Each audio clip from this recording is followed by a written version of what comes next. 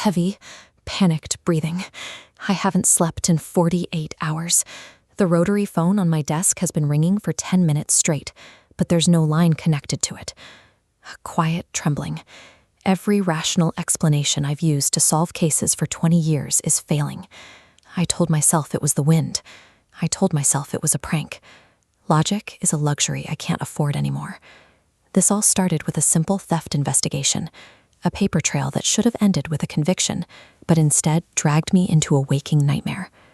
I used to believe that crime scenes were static things, remnants of a past event.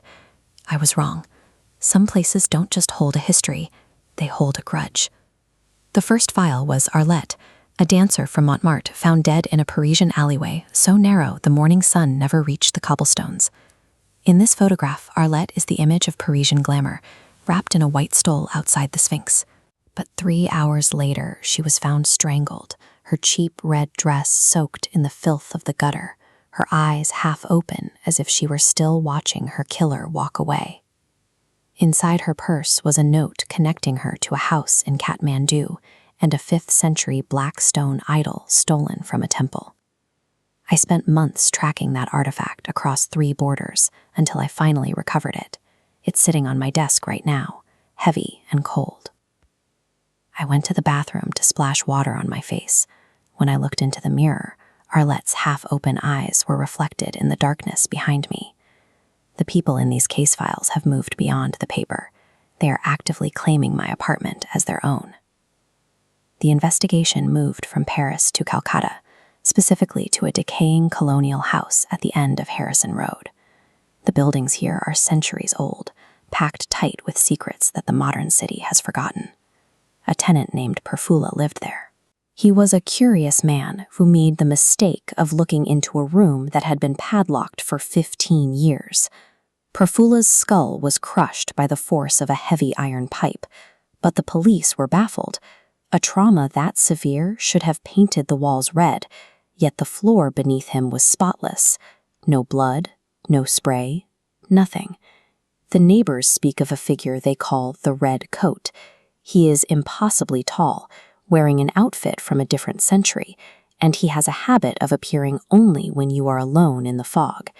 Standard criminal profiling requires a motive and a physical trail. When you find a body destroyed by a weapon that leaves no biological trace, the rules of evidence have been replaced by something far more dangerous. My pulse is thumping in my ears. I'm walking toward the window now, my hand trembling as I reach for the curtain. He is right there, standing perfectly still under the yellow haze of the street lamp. He's wearing the long red coat the neighbors described, his silhouette stretching unnaturally high against the fog. The figure tilts his head back. His eyes are dead, devoid of any human warmth, and they are fixed directly on my window. The rotary phone trills loudly. The phone rings again. I pick it up, and a raspy, metallic whisper fills the room, demanding that I unlock the front door. The phone line is dead, but the voice is real. My role as the investigator ended the moment he saw me. I am being hunted. I know what he wants. The black stone idol sitting on my desk is the only reason he's crossed an ocean to find me. I grab my flashlight and step into the hallway. The darkness feels thick, like I'm walking through deep water. I hear it on the other side of the door, the heavy, rhythmic thud of boots, and the screech of an iron pipe dragging across the floorboards. Action beat.